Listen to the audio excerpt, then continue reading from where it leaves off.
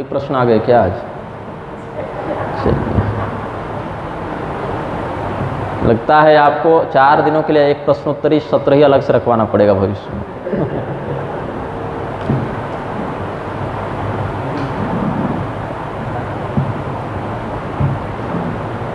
महाराज जी के चरणों में दंडवत प्रणाम। नारायण। पितृदोष न हो इसलिए हमें पितरों के लिए दैनिक दिनचर्या में क्या क्या करना चाहिए? दैनिक दिनचर्या में अगर संस्कृत के उच्चारण का शुद्ध बोध हो, शुद्ध बोध से तात्पर्य क्या है कि हर व्यक्ति को लगता है कि वो शुद्ध ही पढ़ रहा है, क्योंकि उसके मन में उस शब्द के उच्चारण की वही छवि बैठी हुई। लेकिन जो वास्तव में संस्कृत जानते हैं, संस्कृत बोलना जानते हैं, संस्कृत लिखना, नए श्लोक बनाना, नए वाक्य बनाना जो जानते हैं, इतना जो संस्कृत जान चुके कि संस्कृत भाषा में बात कर सकें, संस्कृत भाषा में श्लोक रचना, श्लोक न भी लिख सकें लेकिन कम से कम हाँ वाक्य बना सकें या वाक्य का अर्थ बता सकें, तो ऐसे स्तर का अगर संस्कृत समझते हो या ऐसे संस्कृतज्ञ से उच्चारण शुद्धि करवा चुके हों कि आप पढ़ना कैसे है इसका बोध हो, तो रुचि प्रजापति के द्वारा बोला गया एक पितृ स्तोत्र है, उसका पाठ कर सकते हैं। अन्यथा किसी श्रेष्ठ ब्राह्मण के मुख से अगर प्रतिदिन संभव हो तो सुन लें, अगर वो भी न संभव हो, पितरों के नाम से गौग्रास इत्यादि निकाल कर, देसी गौ माता, वो जर्सी वाली आंटी नहीं, गौ माता, वो वर्णशंकर वाली नस्ल नहीं, जिसमें देशी गौ माता के लक्षण हों, उनकी सेवा करें, उनको पितरों के नाम से उनका चिंतन करते हुए गौग्रास, अनुकूल ग्रास प्रदान करें। देखिए, गाय को पूरी सब्जी खीर खिलाने की आवश्यकता नहीं, हरा चारा ही जो प्राकृतिक रूप से उनके लिए प्रकृति ने आहार निश्चित किया है। ये नहीं कि रसगुल्ला खिला दो तो मिठाई खिलाने का फल मिला, नहीं। बहुत से ऐसे आहार जो मनुष्य के लिए उचित हैं वो गौ माता के शरीर के लिए उचित नहीं होते, तो प्रकृति ने उनके लिए जो आहार निश्चित किया है वही देने का नियम श्रेष्ठ हो। 1-2 रोटी दें, अलग बात है, लेकिन ये नहीं कि ब्राह्मण भोजन कराना है तो गौ को भी खिलाना ब्राह्मण के ही समान पुण्यदायक बताया गया है तो पूरे ही खिला दो, इससे स्वास्थ्य बाधित होने की संभावना होती है। तो ये कर सकते हैं। और जिन लोगों के घर में कुलवृद्ध न हो वो तर्पण इत्यादि करें, पिता बड़े भाई इत्यादि हों तब तो तर्पण का पूर्ण अधिकार नहीं मिलता, पितृतर्पण आदि का कुछ अंश का है और कुछ का निषेध है। उसमें जीवित पितृ कितना करे और दिवंगत जिनके पिता और बड़े भाई इत्यादि हो गए वो कितना करें, है ना। दिव्य तर्पण, लोक तर्पण, ये सब अलग अलग विषय हैं, लेकिन वो कर्मकांड का विषय है, अब ये सब पूरा थोड़ी पढ़ा सकते हैं यहाँ से, तो वो करें। और ये एक और है, पितरों के अधिपति अर्यमा होते हैं। अर्यमा नाम के देवता कश्यप जी के पुत्र हैं। वैकल्पिक यमराज भी ये हैं, जब यमराज छुट्टी पर होते हैं तो अर्यमा ही कार्यकारी यमराज होते हैं, भगवान के ही स्वरूप हैं। द्वादशादित्य में इनकी गणना है। पितृणाम अर्यमा चास्मि, ऐसा भगवान ने गीता में कहा भी है कि पितरों में मैं अर्यमा हूँ, तो अर्यमणे नमः, इस प्रकार से उनका चिंतन कर सकते हैं। अर्यमणे नमः ये तो कर सकता है व्यक्ति। लेकिन जब उन पितरों की तिथि आए, पितृपक्ष आए, या आप किसी तीर्थ में जाएं, तो जितना भी सामर्थ्य और समय आपको मिला है, ये नहीं कि सब काम छोड़कर जितना समय बचा हो, ऐसा नहीं तो फिर कभी समय नहीं मिलेगा जीवन में। ये हमारे जैसे आपको भूख लगती है तो सब काम छोड़कर भोजन करते तो हैं ना, तो पितृगणों को भूख लगेगी तो आप बाकी काम देखेंगे। अच्छा, आप घर में बैठे हैं, आपकी बहू, आपका बेटा आपको भूखा छोड़कर 10 तरह का काम करता रहे और आपको स्वयं 10 बजे भोजन कर ले, 9 बजे कर ले, 8 बजे कर ले और आपको 3 बजे तक नहीं दे, कितना क्रोध होगा। तो आप ऐसे पुत्र को, बहू को क्या आशीर्वाद देंगे या आपके मन से आह निकलेगी? तो जो पितृगण इस प्रकार से अपने संतति वंशजों के द्वारा पीड़ित किए जाते हैं, उनके कुल में पितृदोष आदि लगते हैं, क्योंकि भाई वो गाली ही देगा ना अगला। वो पितृगण आपके लिए थोड़ी ही वरद हस्त लेकर प्रस्तुत होंगे। इसीलिए नियमानुसार, सामर्थ्य अनुसार उनकी सेवा शास्त्रोक्त विधि से करनी चाहिए, जिसमें विस्तार से श्राद्ध पद्धति और सामान्य में जो प्रजापति रुचि के द्वारा बोला गया। रुचि प्रजापति इनके दामाद थे ना स्वयंभू मनु की, आकुति देवी से उनका विवाह हुआ था। यज्ञ नारायण भगवान के पिता हैं रुचि प्रजापति। जिनके बेटा नहीं होता, हाँ, सिर्फ बेटियां हों, उन्हें पितृतर्पण आदि नाती करता है। वहनी पुराण में वचन है कि यदि आपके पुत्र नहीं हो, बेटी हो, तो अपने बेटी के बेटे के आश्रय से आपकी सदगति हो ही जाएगी, तो फिर चिंता क्यों करते हो? यही प्रश्न किया वहनी पुराण में। दशपुत्र समाकन्या, स्कंद पुराण ने कहा कि बेटी 10 बेटा के समान होती है। तो बेटी बचाओ बेटी पढ़ाओ को पॉलिटिकल नारा लगाने की क्या आवश्यकता है? शास्त्र ही पढ़ लो न केवल, लेकिन धर्मनिरपेक्ष सरकार थोड़ी पढ़ने देगी, उतनी निष्ठा ही नहीं है। तो जो पुत्रीवान लोग हैं उसमें एक नियम लगता है, इसको पुत्रिका न्याय कहते हैं। पुत्रिका न्याय का प्रयोग अर्जुन के जीवन में देखने को मिला। मणिपुर नरेश की पुत्री चित्रांगदा से अर्जुन का प्रेम विवाह हुआ। विवाह तो विधिवत ही हुआ, पहले प्रेम हुआ बाद में विवाह हुआ। वो स्वयं गए थे कि महाराज आपकी पुत्री से हमें विवाह करना है। तो महाराज ने कहा कि हमारी एक लड़की ही है बस, हमारा बेटा नहीं है, तो हमारे वंश का क्या होगा। तो पुत्रिका धर्म आश्रित्य, पुत्रिका धर्म कहते हैं कि तुम्हारे द्वारा, दामाद को कहा जाता है कि तुमसे जो पहला पुत्र होगा वो हमारे कुल में आएगा और हमारे गोत्र के आधार पर फिर वो आगे बढ़ेगा। तो बभ्रू वाहन की उत्पत्ति हुई थी जो मणिपुर के राजा बने। यज्ञ नारायण भगवान को भी स्वयंभू मनु ने पुत्रिका न्याय से गोद ले लिया था। यद्यपि उनके 2 पुत्र थे, उत्तानपाद और प्रियव्रत, ध्रुव जी के दादा थे स्वयंभू मनु, फिर भी स्नेहवशात उन्होंने ऐसा कर लिया था कि ये हमें दे दीजिए, भगवान के अवतार हैं, बड़े सुंदर हैं, हम नाती नहीं मानेंगे, हम बेटा ही मानकर इनको पालेंगे, ऐसा कहकर उन्होंने गोद ले लिया था। तो ऐसे में 2 विकल्प हैं, यदि संभव हो। लेकिन यहाँ क्या संभव है, यहाँ तो आलस्य है ना संतान उत्पन्न करने में लोगों को। 1 संतान हो जाए पर्याप्त है, 2 हो जाए तब तो पर्याप्त से ज़्यादा हो गया। मृक्षों को देखिए, वो नहीं सोच रहे कैसे होगा। हिंदुओं की जनसंख्या और मृक्षों की जनसंख्या देख लीजिए, खूब पढ़ाइए लिखाइए, डॉक्टर इंजीनियर सब बनाइए, लेकिन जब 1000 लोग आएंगे उधर से मारने के लिए तो 10 लोग भी आपके घर से मिलेंगे। हिंदू का घर तो वो घर होता है, नेल कटर खोजो नाखून काटने के लिए तो 10 ड्राइवर खोजना पड़ता है, कहाँ रख दिए। न भगवान के प्रति आपकी निष्ठा हो पा रही है कि द्रौपदी के समान पुकार लो तो बचाने आ जाए, न अपने ऊपर इतना काम हो रहा है परिवार में कि आत्मरक्षा के लिए काम कर लें। कैसे होगा फिर, केवल बोल देने से और सुन लेने से नहीं होगा ना। तो ऐसी स्थिति में जब तक प्रकृति ने आपको संतान उत्पादन का सामर्थ्य दिया है उसको सौभाग्य समझना चाहिए, क्योंकि जहाँ नहीं हो रहा है ना वहाँ देखिए कितना विप्लव हो रहा है। क्या व्रत और दान और टोटका और ताबीज और मंदिर से मजार तक माथा पटकते मर जा रहे हैं। तो अगर प्रकृति के माध्यम से आपको वह सौभाग्य प्राप्त है तो हमारे यहाँ शास्त्रों में आशीर्वाद दिया जाता था, दशपुत्रवती भव। अभी किसी को दे दे तो झगड़ा हो जाएगा, नहीं हो ही जाएगा। लेकिन जो मृक्षगण हैं वो इसका विचार नहीं कर रहे। अस्तु, समझ लीजिए। अब इधर से मैं क्या बोलूँ, मेरा तो स्वयं विवाह नहीं हुआ है अभी तक लेकिन जिनका हुआ है वो अपना भाई लोड लें, विभाग संभालें।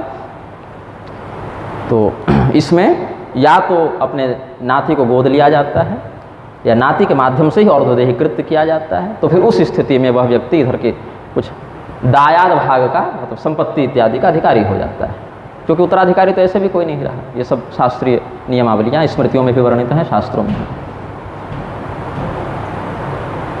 नवग्रहों के रत्न धारण करने से क्या जीवन में बदलाव आता है? शास्त्रों में नवग्रहों के रत्न धारण की विधि तो है, तंत्र शास्त्रों में भी है, पौराणिक मतों में भी है। विष्णु धर्मोत्तर पुराण में रत्नों की चर्चा है, गरुड़ पुराण में भी रत्नों की चर्चा है। लोग गरुड़ पुराण को थोड़ा सा अछूत पुराण मानते हैं, केवल मरेगा कोई व्यक्ति तभी गरुड़ पुराण खुलेगी, लेकिन ऐसा नहीं। ज्योतिष, आयुर्वेद, व्याकरण, तंत्र, रत्न, युद्ध कला, नीति, संगीत, बहुत कुछ है गरुड़ पुराण में। वो 17-18 अध्याय सारोद्धार केवल नहीं है जितना कि पढ़ दिया जाए। अच्छा, उतना भी पढ़ लिया जाए तो सतर्कता पूर्वक कम से कम देखो कि परलोक में क्या हो रहा। आज हम लोग गए थे कहाँ, वृद्धेश्वर भगवान का दर्शन करने। वहाँ हमने देखा कि कोड़े मारे जा रहे थे लोगों को, तो करुणावशात हमने नज़र फेर ली। हमारे परिकर बड़े सुकुमार हैं तो इन्होंने भी नज़र फेर ली। गुरुजी, हमने कहा एक आध शॉट लगवाएं क्या? नहीं, ये तो व्रती लोगों का नियम है। तो चिंतन किया कि यमदूत ये तो पाप शोधनार्थी व्रत का एक कर रहे हैं, ये तो विधि है, लेकिन यमदूत जब मारेंगे और गिनेंगे भी नहीं, क्योंकि उनको मारना सिखाया गया है, गिनना नहीं सिखाया गया है कि दयापूर्वक अगर 10 मार दिया छोड़ दो बहुत मार दिया, नहीं। वो तो काउंटर जब तक चलेगा तब तक मार खाओगे कि भाई इतना पाप बचा है और मारो। वहाँ तो कोई गुंजाइश नहीं आपके पास, दादा भैया पहचानते नहीं वो। इसीलिए जितना जीवन शेष है सतर्क हो जाओ। ये भगवान दिखा रहे हैं, ये ट्रेलर है भैया, ये दिखा रहे हैं, इसलिए सतर्क हो जाओ। तो क्या प्रश्न था आपका? नवग्रहों के विषय में। तो भाग्य जो है, जो हमने कल कहा समचित प्रारब्ध क्रियमाण, ये भाग्य जो है व्यवस्थित करते हैं रत्न, हमारे प्रारब्ध को झेलने का सामर्थ्य प्रदान करते हैं रत्न। 5 साल के बच्चे को अगर वो कोड़ा मार दिया जाए तो शायद मर जाए, कहीं लग जाए तो, और किसी मल्ल को, पहलवान को मारा जाए तो सह लेगा क्योंकि उसमें सहन शक्ति है, लेकिन कोड़ा उतना ही पड़ेगा। जैसे 5 किलो का बटखरा अगर चींटी के ऊपर रख दें तो वो मर जाएगी दबकर, लेकिन अगर हाथी के ऊपर रख दें तो वो नहीं मरेगा। क्यों? उसमें उसको सहन करने का सामर्थ्य है। इसी प्रकार से व्रत करने से, अनुष्ठान करने से, दान देने से जो भोगना है वो तो भोगोगे ही, लेकिन उसको झेलने का सामर्थ्य आ जाएगा, टिके रहोगे, निपटोगे नहीं। ये बात है। पैर मरना होगा तो पैर टूट जाएगा, बच जाओगे। पैर टूटना होगा, मोच आ जाएगी, बच जाओगे। प्रारब्ध कटता नहीं है पूरा पूरा, लेकिन व्रत से, जप से, दान से, रत्नादि से उसको सहन करने का सामर्थ्य आ जाता है। रोग हो गया तो शरीर के ऊर्जा को बढ़ाने के लिए औषधि का आश्रय लेते हो। रोग तो रहेगा, उतना प्रहार करेगा, लेकिन औषधि के प्रभाव से उसको सहन करने का सामर्थ्य आएगा। फिर जितना रोग का भोग है वो कट गया, चला गया, तुम बच गए। हाँ, लेकिन प्रबल प्रारब्ध में ये सब काम नहीं आते। वो जितनी गुंजाइश है उतना ही संभव है, क्योंकि किया गया आप ही का है। तो जब तक भोगोगे नहीं, अवश्यमेव भोक्तव्यम कृतं कर्म शुभाशुभम। भीष्म पितामह को सरसैया पर भोगना था, भोगे, लेकिन भगवान का अनुग्रह था तो दर्द नहीं हुआ। पीड़ा को भगवान ने पेन किलर दे दी अपनी कृपा की, तो प्रवचन भी करते रहे वहीं से। वो युधिष्ठिर जी को राजनीति, धर्मशास्त्र सब पढ़ाते रहे और सरसैया पर सोए रहे, लेकिन पीड़ा को भगवान ने अपना संभाल लिया कि ठीक है। तो भगवान ने ही बृहत पाराशर होरा शास्त्र आप देखेंगे तो भगवान के ही अवतारों के स्वरूप हैं। मंगल नृसिंह भगवान के स्वरूप हैं, ये सब अलग अलग हैं। तो वही भगवान ग्रहों के रूप में भी हैं। तो ऐसी स्थिति में नवग्रहों के रत्न, कोई विशेष ग्रह के रत्न जो कुंडली अनुरूप बताए जाए, या पूरे जैसे आजकल मिलने लगे हैं कि अंगूठी में 9 रत्न डाल दिए? नहीं, वैसा नहीं उचित होता है। वो मुझे शास्त्र में ऐसा नहीं मिला है। सब एकदम कमांड में रहे अपने, क्या रावण बन जाएं और सब ग्रहों को अपने अनुसार चलाएं, ऐसा नहीं होता है। तो ठीक है, आभूषण अगर कोई धारण करना चाहता है सौंदर्य वृद्धि के लिए तो निस्तेज रत्नों का धारण करे, मतलब उसको अप्रतिष्ठित करके, बिना शोधित किए हुए, बिना संकल्प के ऐसे ही पहन ले और चमड़ी से उसका स्पर्श न हो तो उतना प्रभाव नहीं करता। वो विधिपूर्वक प्रतिष्ठा करके अगर विपरीत रत्न धारण कर लिया जाए तो पटक भी देता है। इनके शनि महाराज जाने वाले थे, शास्त्री जी बड़े प्रसन्न होकर हमारे पास आए, गुरु जी आज शनि महाराज जा रहे हैं। हमने कहा सतर्कता से जाइएगा, कहीं लपेटते न जाएं। साइड से हल्का धक्का लग गया इनको, इनका पैर बस 10 बजे मिले हैं, 12 बजे तक पूछे कहाँ है तो पता चला पैर में प्लास्टर चढ़ा हुआ है। आप ही थे ना, अब कह दीजिए हाँ। होता है। ग्रहा राज्यम प्रयच्छन्ति ग्रहा राज्यम हरन्ति च, ये सब है ज्योतिष शास्त्र है ना। प्रत्यक्षम ज्योतिषम शास्त्रम चंद्रार्कौ यत्र साक्षिणौ। अन्य देवता तो भले दिखें न दिखें, वो तो अपने योग्यता पर है, साधक की भक्ति पर है, तपस्या पर है। सूर्य चंद्रमा इत्यादि दिख तो रहे हैं, ये तो ज्योतिष शास्त्र के प्रत्यक्ष होने का प्रमाण है।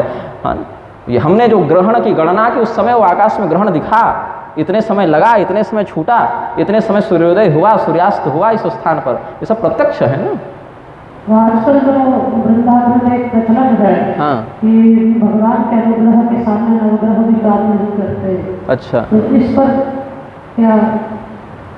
भगवान के अनुग्रह के सामने ग्रह काम नहीं करते या उनका प्रकोप काम नहीं करता, ठीक बात है। लेकिन क्या भगवान का अनुग्रह उस रूप में हमें प्राप्त हो रहा है? अगर हम यह मानते हैं, इतना दृढ़ विश्वास है कि भगवान के अनुग्रह के सामने कोई काम नहीं करेगा। प्रहलाद जी के ऊपर भगवान का अनुग्रह था, अभी होलिका दहन मनाया ना, अनुग्रह था, प्रहलाद जी का कुछ नहीं बिगड़ा। मैं बनाता हूँ चिता, बैठिए,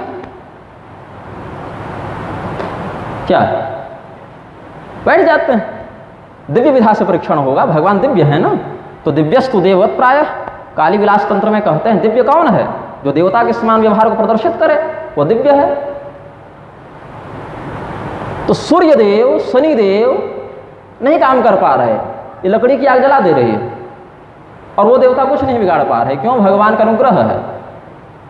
डायलिसिस की जरूरत पड़ रही है, अनुग्रह काम नहीं कर रहा है, नवग्रह पहले पीछे चले जा रहे हैं। भैया ये ऐसा अनुग्रह नहीं होता। अनुग्रह है तो दिख जाता है। जनाबाई के उपलों से भगवान का संकीर्तन सुनाई पड़ता था। जनाबाई ही थी ना उपले वाली माता जी, अनुग्रह था, वो दिख जाता। वो बताना नहीं पड़ता कि देखो मेरे ऊपर अनुग्रह है, मैं नहीं मानता इन बातों को, वो दिख जाता है, वो सिद्ध हो जाता है। तो भौतिक तत्व, लाइटर की आग, ये सब छोटे छोटे तत्व, इंजेक्शन लगा देते हैं मॉर्फिन इत्यादि का जाके। चलिए मीराबाई के समान ना पिए, हल्का सा एक आध बूंद तेजाब में ही उंगली डालना, तो अनुग्रह अगर भगवान का उस स्तर का आपको प्राप्त हो गया, आप इतने योग्य हो गए कि भगवान ने वो अनुग्रह कर दिया आपको, हाँ भैया ये मेरा भक्त है, हमने इसको अपने भक्त के रूप में मान्यता दे दी है, हमारा अनुग्रह है इस पर, फिर तो कृत्या चल जाए ना। अम्बरीश जी के ऊपर कृत्या चल गई, कहाँ बिगड़ा? और प्रभुपाद जी वाली बात छूट गई थी उन्होंने लिखा कि दुर्वासा जी अभक्त हैं। भगवान महादेव ने भगवान कृष्ण के 28 भक्तों की चर्चा की है ब्रह्मवैवर्त पुराण में, उसमें दुर्वासा जी को भक्त कहा है। तो भगवान महादेव जी ने जिनको भगवान का भक्त बताया ब्रह्मवैवर्त पुराण में, जिसको भगवान कृष्ण की लीलाओं में बड़ा प्रधान स्थान देते हैं, और मनुष्य बताते जा रहे कि हम नहीं मानते भक्त, हम भक्त हैं, तुम भक्त हो। एक गुरु जी भक्त हो गए, एक चेला जी भक्त हो गए, उन पर कोई नियम लागू नहीं होने लगा, और शास्त्रों ने जिनको भक्त कहा वो गाली सुनते फिर रहे हैं, फिर उनकी भक्ति की कोई गारंटी नहीं चल रही। ये सब नहीं होना चाहिए। ज्ञानेश्वर जी के पिता जिन्होंने संन्यास के बाद पुनः अपनी पत्नी के साथ रहकर उसे स्वीकार किया, उनके 4 पुत्र हुए। उन पुत्रों को महाराष्ट्र के ब्राह्मणों ने ब्राह्मणत्व से बहिष्कृत किया। क्या ये धर्मसम्मत विषय है? ज्ञानेश्वर जी और उनके अन्य सहोदर, उनका जीवन जितने चमत्कारों से युक्त रहा, जिस प्रकार का वैराग्य, जिस प्रकार का ज्ञान या परब्रह्म का बोध अल्पावस्था से ही जन्मजात सिद्ध थे ये ना, ये कोई अलग से जाकर तपस्या करके मंत्र जपे हो तब सिद्ध बने हो, ऐसा नहीं, पूर्व जन्म के सिद्ध ही थे ये सब, कि शरीर लेकर यहाँ पर आ गए। तो एक बात समझनी चाहिए, दोष युक्त बीज से निर्दोष फल की प्राप्ति नहीं होती है। बीज जो है अगर विकृत हो वह स्वस्थ वृक्ष नहीं बनेगा, वृक्ष स्वस्थ नहीं हो तो उसमें फल स्वस्थ नहीं लगेंगे। संन्यास लेने के बाद गृहस्थ धर्म में आना दोषकारक है, कल हम बोल ही रहे थे। सन्यासी होकर गृहस्थ के समान और गृहस्थ होकर सन्यासी के समान व्यवहार करने से कुंभिपाक नरक मिलता है, अगस्त संहिता का प्रमाण हमने दिया। लेकिन सन्यास कौन सा व्यक्ति नहीं ले सकता है? पत्नी घर में युवती हो, बच्चे छोटे हों, माता पिता बूढ़े हों, घर के इकलौते हों, वंश वृद्धि के लिए कोई न हो तो सन्यास नहीं ले सकते, अथवा दृढ़ वैराग्य न हुआ हो। क्योंकि हमारे घर में चर्चा चल रही थी, छोटी बहन ने पूछा भैया सन्यासी क्या करते हैं? तो भाई ने कहा कि वो गृहस्थियों से ज़्यादा पैसा पीटते हैं चिंता मत करो कलयुग में तपस्वी धनवंत दरिद्र गृही, गोस्वामी जी ने कहा ना, तपस्वी लोग मठाधीश लोग संपन्न हो जाएंगे और गृहस्थ वाला सोचेगा कि कहाँ से कुछ 2 वक्त की रोटी बन जाए। ये लक्षण है कलयुग का। तो ज्ञानेश्वर जी के पिताजी ने जब संन्यास लिया था तो पत्नी की पूर्ण अनुमति नहीं थी। उन्होंने प्रेम से एकदम सहर्ष के, हाँ ठीक है आप जा सकते हैं, ऐसा नहीं कहा, जहाँ तक मुझे जानकारी है ऐसा नहीं कहा था। एक प्रकार से उन्होंने शब्द का एक फेर बदल करके एक छलात्मक संन्यास उनसे ले लिया था। फिर गुरु आज्ञा हुई कि देखो तुमको ये नहीं करना था, ये गड़बड़ हो गई बात, वंश के लिए भी कोई नहीं है, पत्नी भी असहाय है, इससे तुम्हारा वैराग्य खंडित होगा। निर्वाण तंत्र में ऐसे व्यक्ति को नरकगामी बताया है जो अपनी पत्नी का असहाय अवस्था में परित्याग करके संन्यास ले, भगवान महादेव ने उसको नरकगामी बताया है। महामोक्ष तंत्र में संन्यास क्यों लिया? मोक्ष जाने के लिए ना, भोग के लिए तो नहीं है संन्यास, मोक्ष के लिए है। तो मोक्ष मार्ग में जाने की अनुशासन मर्यादा महामोक्ष तंत्र में या निर्वाण तंत्र में बताई गई है। तो गुरु जी ने देखा कि भाई हमारे शिष्य अगर ऐसे संन्यास लेंगे तब तो नरक जाएंगे, और मेरा काम है इनको सुधारना, और संन्यास लेकर वापस व्यक्ति गृहस्थ में भी नहीं जा सकता, ये भी एक समस्या है। तो मिताक्षरा इत्यादि में एक श्लोक है जो अभी आपकी चर्चा से मैंने सामने रखा, यह प्रत्यवसितो विप्रः प्रव्रज्यातो विनिर्गतः, जो ब्राह्मण प्रव्रज्या के लिए संन्यास के लिए निकल गया और अनाशक निवृत्तिश्च गार्हस्थ्यं त्यज चिकीर्षति, और पुनः उसको गृहस्थ धर्म में आने की संभावना बन जाई, कहीं मोहवशात बन गई और कहीं परिस्थिति वशात बन गई, या तो फंस गया, मोहित हो गया, भटक गया, पथभ्रष्ट हो गया, या ऐसी कोई गड़बड़ हो गई जहाँ इनके साथ एक तो अविधिपूर्वक लिया फिर गुरु आदेश से वापस लौटना पड़ा, उसका प्रायश्चित बताया। एक तो आरूढ़ पतित हो गया और प्रायश्चित नहीं किया तो नरक ही जाएगा। प्रायश्चित क्या बताया? कृच्छ व्रत 3 और चांद्रायण व्रत 3 करे, 3 कृच्छ और 3 चांद्रायण करे, फिर उसके समस्त जात कर्मादि संस्कार प्रारंभ से हो, फिर से जनेव इत्यादि सब हो उसका, फिर से विवाह आदि के प्रति, हालांकि इसमें कम होता है, पुनरुपनयन और पुनर्भू विवाह इत्यादि में कुछ कम प्रक्रिया है, ऐसे में उस संस्कार शुद्धि के लिए केवल, तो लेकिन करना पड़ता है, फिर वह पुनः गृहस्थ में आ सकता है। तो 2 संभावनाएं, अगर ज्ञानेश्वर जी के पिताजी ने ये सब प्रायश्चित नहीं किए थे तो उनके घर में ऐसे दिव्य आत्माओं का जन्म लेना संभव नहीं होता, क्योंकि पापी गर्भ से पुण्यात्मा का जन्म नहीं होता। ठीक है। अगर उचित आचरण वाले महात्मा भी अगर अविधि पूर्वक गर्भाधान कर दें तो हिरण्यकशिपु इत्यादि जन्म ले लेते हैं। कश्यप और दिति जैसे भी हों तो समय सही नहीं था, विधि सही नहीं थी। और माता अगर सज्जन हो, सच्चरित्रा हो तो कयाधु के गर्भ से प्रहलाद जी भी आ जाते हैं। तो ये सब बातें समझनी चाहिए। तो ज्ञानेश्वर जी के पिताजी ने अनुमान प्रमाण इसमें लगाते हैं। अनुमान प्रमाण क्या कहता है? पर्वत के शिखर से अगर धुआं उठते दिखे तो अनुमान लगाया जाता है कि वहाँ आग लगी होगी, इसीलिए धुआं उठ रहा है। इसको अनुमान प्रमाण कहते हैं।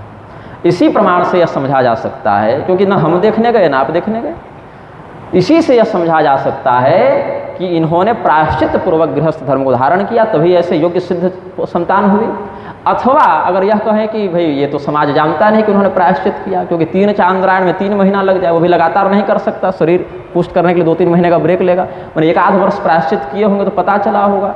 तो 3 चांद्रायण और 3 कृच्छ के समान फल प्रदान करने लायक गायत्री या वैसा कुछ उन्होंने किया होगा, अर्थात वो निर्दोष थे, तभी उनके यहाँ ऐसे संत उत्पन्न हुए, यह समझते हैं।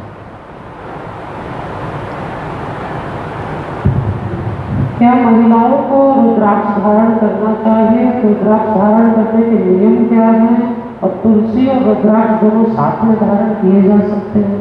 एक ही माला में लगाकर न धारण करें। तुलसी और रुद्राक्ष एक ही माला में पिरोकर धारण न करें। अलग अलग धारण करने का कोई निषेध नहीं है, लेकिन अगर किसी विशेष मंत्र से दीक्षित हैं तो फिर चिंतनीय है कि उसमें वो व्यतिक्रम होगा कि अनुकूल बन जाएगा।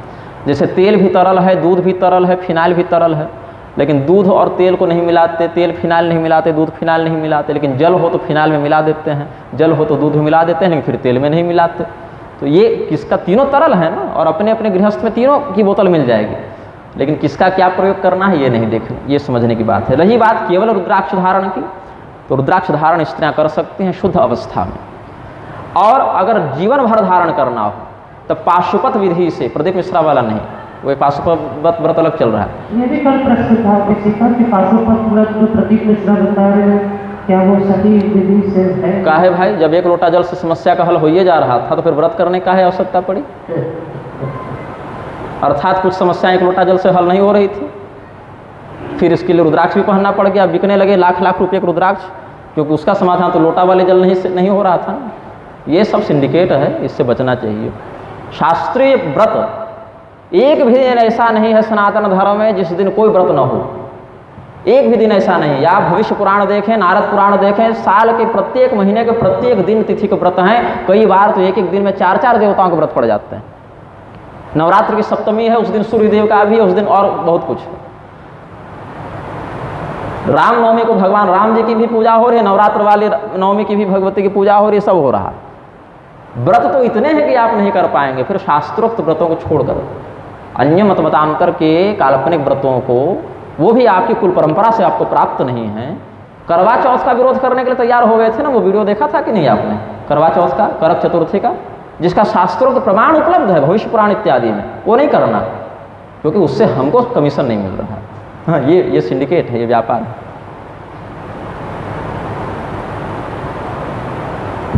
बहुत से न्यूज़पेपर्स में शादी के कार्ड में भगवान के चित्रपट आते हैं लगे हुए, हाँ, और बाद में फिर वो यहाँ वहाँ पर फेंक दिए जाते हैं, तो इससे क्या हमें दोष? बिल्कुल लगता है। भगवान के चित्र को देखकर श्रद्धा ही उत्पन्न होती है ना, भले अप्रतिष्ठित चित्र हो, लेकिन उसको देखकर प्रथम स्मरण तो देवता का होता है। भावनात्मक रूप से तो देवता का ही भाव आप रख रहे हैं उसमें ना। क्या है चित्र? कुछ नहीं, ये कागज और उस पर कुछ विशेष आकृति की स्याही, यही ना चित्र है। लेकिन उस चित्र में ऐसा क्या है कि आपके हृदय में उसको देखते ही श्रद्धा और सम्मान का भाव उदित हो गया।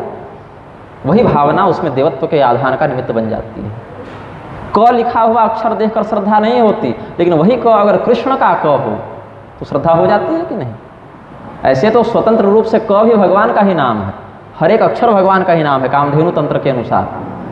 लेकिन जो जनसामान्य है वह भी क पर श्रद्धा नहीं करता, लेकिन वही क अगर कृष्ण का अंश बन जाए तो श्रद्धा करता है। वहीं कृष्ण लिखा हो तो पैर नहीं रखता, लात नहीं लगाता।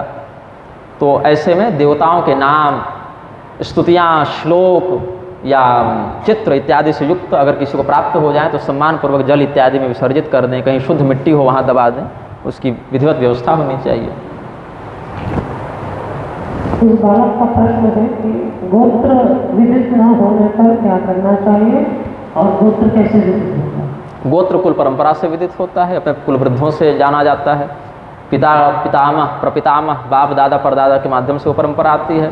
किसी पुस्तक में ग्रंथ में आपका नाम नहीं मिलेगा, इसीलिए आप वहाँ खोज नहीं सकते। किसी का नाम मनीष हो आ जाए और पूछे कि भाई मेरा नाम मनीष है, मैं किस गोत्र का हूँ, ये किसी ग्रंथ में नहीं मिलेगा। ये सब कुल परंपरा से प्राप्त होने वाले विषय हैं। अब दुर्भाग्यवशात अगर किसी का गोत्र लोप ही हो गया हो तो उसमें कश्यप मुनि के गोत्र का वैकल्पिक आश्रय लिया जाता है। कश्यप गोत्र का हम आधान करते हैं, क्योंकि प्रजापतियों में सर्वाधिक सृष्टि प्रवर्तक प्रजापति के रूप में कश्यप जी का ही वर्णन मिलता है। इसी प्रकार यदि कुल देवी और देवताओं का भी ज्ञात न हो और पूर्वजों को भी न हो तो क्या करना चाहिए? तब तो बड़ी दयनीय स्थिति है उसकी, दयनीय स्थिति उसकी। वह किस वर्ण के आधार पर कार्य करे? पंजाबी कम्युनिटी जो है अधिकांश लोग अपने कुल देवी देवता को नहीं जानते, तो ऐसी अवस्था में वो केवल वैष्णो देवी हमारी कुल देवी है, बस किसी पंजाबी से पूछने से वो बोलेगा वैष्णो देवी हमारी कुल देवी है। हाँ, ऐसे में क्या करना चाहिए कि जिस भी शास्त्री, देखिए सर्वर सबका एक है, वो केवल सबका परमात्मा से ही जुड़ा है, चाहे किसी भी देवता का हो। तो उनसे यह प्रार्थना करनी चाहिए कि हम आपके ही स्वरूप में अपने कुल देवता का चिंतन करके आपको प्रणाम करते हैं, इससे आपके माध्यम से उनकी तृप्ति हो जाए। और आपसे यह निवेदन करते हैं कि आप किसी माध्यम से सपने में आकर बता दें या किसी संत के माध्यम से हमें यह संकेत दिलवा दें कि हमारे कुल देवता कौन है और उनकी आराधना विधि क्या है, ताकि हम विधिवत वो कर सकें अर्चना। ऐसा मेरे अनुभव में 3-4 बार हुआ है कि जिन लोगों को अपने कुल देवता का ज्ञान नहीं था उन्होंने ऐसा किया, तो तुरंत तो नहीं लेकिन 1 आध महीना तक ऐसा रोज चिंतन करते रहे, तो फिर स्वप्न में उनको ये आदेश हो गया कि मैं तुम्हारे कुल की देवी हूँ और मेरी इस प्रकार से आराधना होती है। तो कहीं ना कहीं डीएनए तो जुड़ा हुआ है ना। और एक प्रकार से जैसे समस्त देवियों का मूल उद्गम तो भगवती सती हाँ, से है हाँ। या दुर्गा जी से है, तो उस स्थिति में क्या दुर्गा जी का आश्रय लेने पर स्वाभाविक रूप से कुल देवी हाँ हो जाती है, यदि कुल देवता की लोप की स्थिति हो गई हो तब। अगर ज्ञात हो तब नहीं। ज्ञात में तो देखें कि स्त्रियां समस्ता सकला जगत सु, हर स्त्री भगवती का ही स्वरूप है, तो किसी भी स्त्री को बैठा कर फूलोक्षत करके कुल देवी के पूजन नहीं कर सकते। वो तो जिस कुल देवता की जो विधि उसी से कर सकते हैं। लेकिन अगर पता ही ना हो तब पराम्बा का आश्रय मूल रूप में लिया जा सकता है। अच्छा, बहुत लोग पूछते हैं, कल ही परसों पूछे इसलिए याद आ गया, आपने वैष्णो देवी का नाम लिया, कि वैष्णो देवी का वर्णन किस ग्रंथ में है। ये सब वैष्णव शब्द नहीं है, वैष्णवी शब्द है। वो तो भाषा में वैष्णव कह देते हैं उनको। ऐसा सा वैष्णवी माया महाकाली दुरत्यया, तो महाकाली रूप में भी अर्चिता हैं, विष्णु पत्नी महालक्ष्मी के रूप में भी अर्चिता हैं, महासरस्वती के त्रिदेवियां हैं ना, महालक्ष्मी महाकाली महासरस्वती के रूप में। इनका वर्णन शास्त्रों में मिलता है और तीनों में पालनात्मक स्वरूप से उनकी पूजा हो रही है, इसलिए वैष्णवी तेज की वहाँ प्रधानता रखते हैं, इसलिए वैष्णो देवी कहते हैं। अलग से वैष्णो देवी और श्रीधर पंडित और भैरव तांत्रिक की कथा अलग से शास्त्र पुराण में नहीं मिलेगी। ये तो अभिनव साधकों की घटनाएं हैं ना, लेकिन उन्होंने वो तपस्या करके उनकी कृपा को प्राप्त किया, इसीलिए वहाँ पर भगवती ने उन पर कृपा की। और मूल तो महालक्ष्मी महाकाली महासरस्वती यही त्रिदेवियाँ वहाँ पर हैं, ये समझना चाहिए।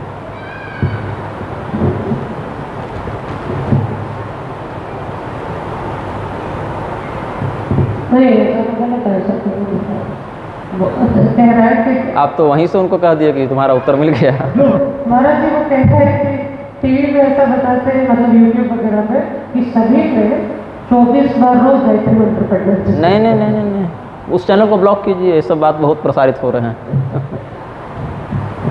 24 वर्ण है, ब्राह्मण क्षत्रिय वैश्य पुरुष का यज्ञोपवीत यदि अधिकतम क्रमशः 16, 22, 24 वर्ष की अवस्था तक अपने गोत्र के वेद के शाखा के अनुसार हो चुका हो और उसके पिता पितामहादि का भी होता आया हो, तभी गायत्री जपने के अधिकारी हैं, अन्यथा कोई और नहीं। आजकल तो माता पिता हर बच्चे को भी गायत्री रटाते रहते हैं। गलत है, इसका दुष्परिणाम है। मंत्र का प्रयोग नहीं करना चाहिए। चाकू से गले पर खुजली हो तो ऐसे नहीं करते। तो ब्रह्म गायत्री का अधिकार क्या विरक्तों को, सन्यासियों को भी नहीं होता? वहाँ यतीनाम प्रणवे रति होता है, केवल अक्षर ब्रह्म का ध्यान होता है। स्वामी नारायण वाला अक्षर ब्रह्म, अब शब्द बोलने में बड़ी समस्या हो जाती है, सबों ने शब्द अपने अपने पकड़ रखे हैं। अक्षर ब्रह्म अक्षराणाम अकारोश में, या वहाँ पर तारक मंत्र का किया जाता है। अगर अब दंड संन्यास लिया है वह व्यक्ति, तब प्रणवाधिकार से युक्त होकर ओंकार का जप करेगा। और अगर त्यागात्मक संन्यास लिया है वह व्यक्ति तो अपने इष्ट के तारक मंत्र का जप करेगा, राम राम कृष्ण कृष्ण शिव शिव गोपाल गोपाल, उस नाम मंत्र का स्मरण करे, उसी से उसका समस्त सुकृत संयुक्त हो जाएगा। या महामंत्र तो प्रभु जी का, महाप्रभु जी का दिया ही हुआ है, उसमें तो सभी अधिकारी हैं। जो सबों के लिए उसको कोई नहीं कर रहा, और नए नए जब तक उस ताबड़तोड़ वाला लगे नहीं, उच्चारण में क्लिष्ट आक्रोश, जब तक 10-20 बीज हो, फटकार स्वाहाकार न हो, तब तक लगता नहीं मंत्र कहे वो। अगर किसी को कह दें मृत्युंजय जपने के लिए और वैदिक विधि का अधिकारी नहीं हो तो मृत्युंजय भगवान का वही 32 अक्षर का मंत्र पौराणिक प्रारूप में है, मृत्युंजय महारुद्र त्राहि माम शरणागतम जन्म मृत्यु जरा रोग पीड़ितं कर्म बंधन, या जन्म मृत्यु जरा व्याधि पीड़ितं कर्म बंधन, वही काम करेगा, वही मंत्र है। अर्थ उसका प्रारूप बदल गया। जो दवा आपको मुंह से खाने के लिए दी गई है उसको घोलकर इंजेक्शन मिलेंगे तो नहीं काम करेगी। जो ट्यूब वाली दवा, इंजेक्शन वाली दवा है, उसको पी लेने से काम नहीं करेगी, भले उसका कंपोजिशन वही हो। मंत्र के सिद्ध, असिद्ध, सुसिद्ध, साध, प्रत्यरी, वध कई संज्ञा होती है। अग्नि तत्व का साधक जल तत्व का मंत्र जपेगा मर जाएगा। ये नहीं कहीं से कुछ देख लिया और जपने लिए। ऐसा प्रपंच चला है, वैलेंटाइन डे में प्रपोज का मंत्र बता रहा था कौन धूर्त बैठकर टीवी पर, हाँ वो मैंने देखा। ऐसी मर्यादा नष्ट की है धूर्तों ने।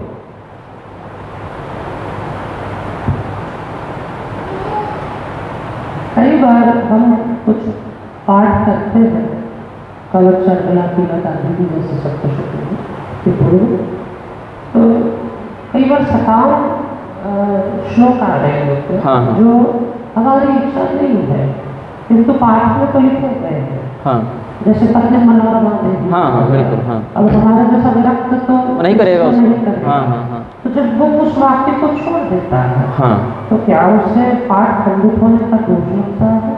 देखिए यही प्रश्न ब्रह्मलीन शंकराचार्य स्वामी स्वरूपानंद सरस्वती जी से भी किया गया था। उनका यह मत था कि छोड़ देना चाहिए, क्योंकि उस मंत्र की फलश्रुति आपके अनुकूल नहीं हो रही है, ये बात है। लेकिन इस प्रसंग में हमारा जो चिंतन है वो उनके विपरीत जा रहा है। मेरा क्या चिंतन है, क्योंकि वह स्तोत्र एक संपूर्ण कलेवर को धारण किए हुए है, स्वतंत्र मंत्र वो नहीं है, उसका पूरा एक अंग है, ठीक है। हमारे लिए उसका तात्पर्य नहीं है, लेकिन आदि शंकराचार्य जी के वचन का हम यहाँ प्रमाण देंगे। क्योंकि अभिनव शंकराचार्य का नाम लिया तो हो सकता है उनके कुछ शिष्य कहें कि तुम हमारे गुरु जी का नाम कैसे ले रहे हो, तो आदि शंकराचार्य जी का समर्थन दिखाना पड़ेगा ना, कि नहीं मैं संप्रदायेतर बात नहीं कर रहा। सन्यासी के लिए शंकराचार्य जी ने क्या कहा, भगवान महादेव के प्रारूप में इन्होंने परब्रह्म की स्तुति की, आत्मा त्वं गिरिजा मति सहचरा प्राण शरीरम गृहम। हमारी बुद्धि ही हमारी पत्नी है और हमारा चेतन ही हमारा इष्ट है। देहो देवालय प्रोक्तो जीव नाम सदाशिव। तो जहाँ पर पत्नी मनोरमाम देहि मनोवृत्तानुसारणिम तारणिम दुर्ग संसार सागर से कुलोद्भवान, वहाँ क्या कहा, हे भगवान महादेव आपकी मति, आपकी बुद्धि ही भगवती पार्वती है, मतलब पत्नी को बुद्धि का वहाँ पर उपलक्षण बताया गया। तो सन्यासी की बुद्धि ही उसकी पत्नी हो गई। तो हमारी पत्नी, हमारी बुद्धि हमारे अनुकूल रहे, हमें इधर उधर भटकाए नहीं, 10 तरह का प्रलोभन न दे, अपितु तारणिम दुर्ग संसार सागर से कुलोद्भवान, हमें इस संसार से ले जाने वाली बुद्धि हमारी बने, ये भाव से उसको करें, ये हमारा चिंतन है। लेकिन खंडित न करें स्तोत्र को। हाँ हाँ हाँ, जहाँ सटकर्म की बात है, नश्यम तिरिपव सर्वा, सभी शत्रु मर जाएं, तो काम क्रोध लोभ इत्यादि को शत्रु के रूप में मारकर हन हन दह दह पच पच कर दीजिए। आपने आज के वक्तव्य में निवेदन किया था कि जिस प्रकार गोपियाँ श्रृंगार पहने थी, लेकिन विष्णु पितामह साड़ी पहनकर भगवान को नहीं पाए। विष्णु पितामह का अपना स्तर था, गोपियों का अपना था, सुदामा का अपना था, हाँ। लेकिन पाया तो सभी को भगवान को। हाँ। सामान्य जीव को ये कैसे पता चलेगा कि वो भगवान को गोपी भाव से पाएगा या विष्णु पितामह के भाव से पाएगा या सुदामा के मैत्री, यानी किस रस से, वात्सल्य रस से। अभी की स्थिति है कि अगर हम गौड़िया है तो माधुर्य रस के उपासक कर गए, हम कहीं किसी संप्रदाय में तो उसमें जो रस प्रधान है दास्य रस है तो अवदास्य रस के उपासक बन गए, पुष्टि मार्ग की है तो वात्सल्य रस के उपासक। तो जो भी पुष्टि मार्ग में दीक्षा लेता है उसका भले वो अंदर से रस हो न हो, वो वात्सल्य रस का आराधक बन जाता है। और जो गौड़िया है उसके अंदर माधुर्य रस हो या न हो, लेकिन उसने उस संप्रदाय में दीक्षा लिया तो माधुर्य रस का पथिक बन गया। तो इस आधार पर हमारा व्यक्तिगत क्या रस हमारे भीतर है इस आधार कैसे निर्णय ले पाएंगे? इसीलिए लोगों को समझा कर, इसीलिए दीक्षा विधि जिस भी स्थान पर शास्त्र ने वर्णित की, चाहे वैष्णव देखें, शैव देखें, शाक्त देखें, वो मतलब नहीं। एक गुरु और एक शिष्य तो सर्वत्र है ना। गुरु, शिष्य, मंत्र, इष्ट, उपासना, ये तो सर्वत्र है। विष्णु परक आराधना में वैसे वैसे हो जाएंगे, शिव परक, शक्ति परक आराधना में वैसे वैसे हो जाएंगे। लेकिन एक बात सर्वत्र है, अपरीक्षितम न दीक्षयेत, ये मर्यादा है। बिना परीक्षण किए शिष्य को दीक्षा न दे। अब परीक्षण कितने समय तक हो ये देखा जाए। परीक्षण करने के लिए अगर आपके पास ब्राह्मण शिष्य आया है, जन्म से तो ब्राह्मण है ही, अगर आचरण से भी वह ब्राह्मण है, 1 वर्ष तक उसकी परीक्षा करे। ये नहीं कि साल में एक बार आ गया, गुरुजी मैं आ जाऊं दीक्षा के लिए, हाँ बेटा आ जा, यहाँ शिविर लग रहा है बच्चा, तो इतने का कूपन कटा लेना, फिर सबको सामूहिक दे देंगे, हो गया। ऐसा हो रहा है, लेकिन ऐसा होना नहीं चाहिए। अगर कोई दीक्षा लेने के लिए आए, ब्राह्मण हो, शास्त्रज्ञ हो, सदाचारी हो, तो भी 1 वर्ष तक उसका परीक्षण करे, रखे अपने पास, साल भर ऐसे ही सेवा दे दे, गौ सेवा कर ले, बर्तन धो ले, झाड़ू लगा ले, और उसके व्यवहार को, उसके चरित्र को देखता रहे बारीक से। इसका मन कहाँ कहाँ भटक सकता है, स्त्री के प्रति, धन के प्रति, मठ के उत्तराधिकार के प्रति। चेला के साथ उत्तराधिकारी बनने भी तो नहीं आया है ना। तीर्थों से हर साल 10-20 महात्मा निकलते हैं जिनकी मुक्ति में समय था, लेकिन चेलों ने ही गुरु को मुक्त कर दिया। गुरु जी क्या कीजिएगा, आप जाइए, आप भक्त हैं, यहाँ कहाँ फंसे, आप वहाँ सेवा कीजिए, यहाँ की सेवा हम संभाल लेंगे। होता है ऐसा। तो हमें ही जान की धमकी कितनी आती रहती है, जबकि हमने तो चेले भी नहीं बनाए, मठ नहीं बनाया, मठ के लोभ से भी कोई नहीं मार सकता है। हाँ, परसों ही आई थी धमकी, रोज आती है जान की धमकी, वो रोज आती है, और अब इतनी आती है कि हम लोग बैठकर हंसते हैं। तो भगवान के प्रति उसकी कैसी निष्ठा है, सब देखिए। क्षत्रिय अगर आए तो 2 साल तक, वैश्य आए तो 3 साल तक, शूद्र आए तो 4 साल तक उसका परीक्षण करके देखे। और ब्राह्मण अगर जन्म से हो लेकिन व्यवहार से वह शुद्ध ही हो तो भी उसके लिए 4 साल का ही परीक्षण देख ले। फिर अगर गुरु जी को लगता है हाँ अब ये मंत्र प्रदान करने का अधिकारी हो गया, ये खजाना इसको दिखाना चाहिए। अच्छा, समस्या क्या है ना, गुरु जी अपने लॉकर की चाबी चेलों को नहीं देते, मंत्र पहले दे देते हैं, जबकि मंत्र गुप्त रखना चाहिए। आराधना भक्ति छिपा कर रखनी चाहिए। धन संपदा क्या करोगे, वो खोल दो, लेकिन उसको छिपा कर रखेंगे नहीं। ये चेकबुक किनारे रहे, ये मठ के दस्तावेज हैं किनारे रहे, ये लॉकर में डोनेशन आया था किनारे रहे। मंत्र सब ले लो, बांट लो, जितने अधिक चेले हमारे मंत्र जान जाए उतना बढ़िया गुरु हम हो गए। ऐसा नहीं होना चाहिए। तो ये परीक्षण विधि। और अगर स्त्री आए तो भैया हम कहते हैं हाथ जोड़ दो कि निकलो मैया। नास्ति स्त्रीणाम पृथक गुरु पतिरेव गुरु स्त्रीणाम, स्त्रियों के लिए पति ही गुरु हैं, दूसरे नहीं। फिर भी अगर अब पति धर्म के मार्ग में प्रेरित करने लायक न हो, अब पति अगर कश्यप जी जैसे हों, विश्वामित्र जैसे हों, अरुंधति के पति वशिष्ठ जैसे हों तो ठीक है, अगस्त जी हों, सती अनुसुईया के अत्रि जैसे पति हों तो ठीक है। और न हो तो अगर कुंवारी कन्या हो तो पिता के आदेश से, विवाहिता हो तो पति के आदेश से, और विधवा हो तो पुत्र के आदेश से, और अगर पुत्रहीन हो तो कुलगुरु के आदेश से उस मंत्र को, मैंने जो भी उनके उस समय रक्षक विद्यमान हो, उनके सम्मति से उस मंत्र को ग्रहण कर सकती है। लेकिन वो भी एकांत में गुरु से मिलना जुलना नहीं, सेवा नहीं। इसकी बड़ी बारीक मर्यादा रखनी चाहिए, संतों को भी और उनके शिष्यों को भी, इससे बचना चाहिए। तो हमारे पास बहुत से ऐसे लोगों के संदेश आते हैं, महिलाओं के, देवियों के, कि हमने वहाँ उनसे ऐसी दीक्षा ले ली, बाद में उनके आश्रम मेरे साथ ऐसा दुर्व्यवहार हो गया, ऐसा कुछ हो गया। मतलब मैंने एक बार बहुत कठोर शब्दावली का प्रयोग किया था, लेकिन सत्य के आधार पर कहा था कि मठों के आगे बस बोर्ड वेश्यालय का नहीं लगा है, बाकी काम सारा वही हो रहा है। ये कलयुग का नग्न सत्य है।